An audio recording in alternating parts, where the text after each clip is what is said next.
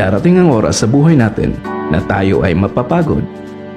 Kung dumating man yun, matuto kang magpahinga at hindi ang sumuko.